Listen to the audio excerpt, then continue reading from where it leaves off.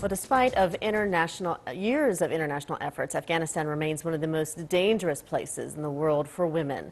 A 2012 Oxfam survey found 87% of Afghan women reported being victims of some form of physical, sexual, or psychological violence or forced marriage in their lifetimes. But the mob killing of a 27-year-old woman in March appeared to be a turning point where the country's political and legal systems would stand up for women's rights. Yet, as our correspondent Natalie Carney tells us from Kabul, the incident has also highlighted the many problems still plaguing the war-torn country. On March 19th, Farkhunda Malakzada was brutally killed by a crowd of men after allegedly arguing with a mullah who falsely accused her of burning the Quran, the holy book of Islam. More than 100 people looked on as she was viciously beaten, run over by a car, and set alight on the streets of central Kabul. In the end, only 12 people were convicted of her murder, including 4 death sentences, which were later overturned. People's ideas of women need to change, because what happened to Farkhunda is not acceptable. Also, if some part of the law fails to support women's rights, that also should be changed. Being a woman in my country, it's a big crime. Afghan MP Shukriya Barakzai is a vocal advocate for women's rights and says the lack of political will is the biggest challenge facing women in Afghanistan. We are not strong enough on our judiciary system. It's a fight right now between the two different ideas, modernity and post-modernity.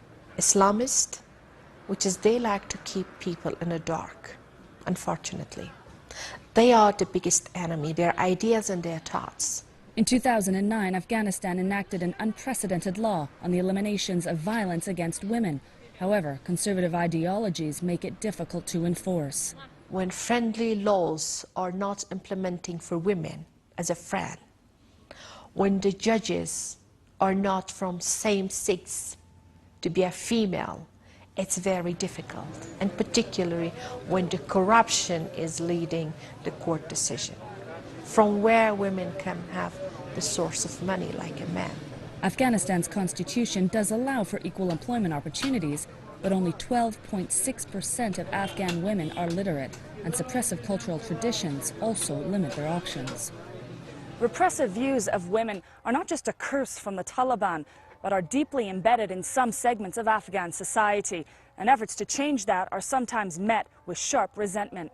However, social media is now providing Afghanistan's more outspoken with a platform to open up the topic.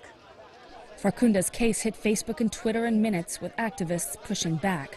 Protests against the treatment of women sprung up across the country as demonstrators demanded the government bring justice for Farkhunda and other women across Afghanistan.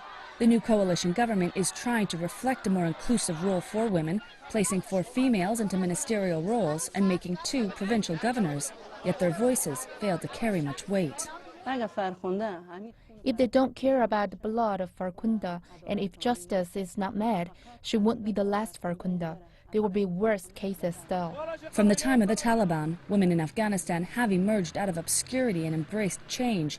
Yet this uphill battle still poses extreme risks for all women, especially without a legal system to catch them. Natalie Carney for CCTV in Kabul, Afghanistan.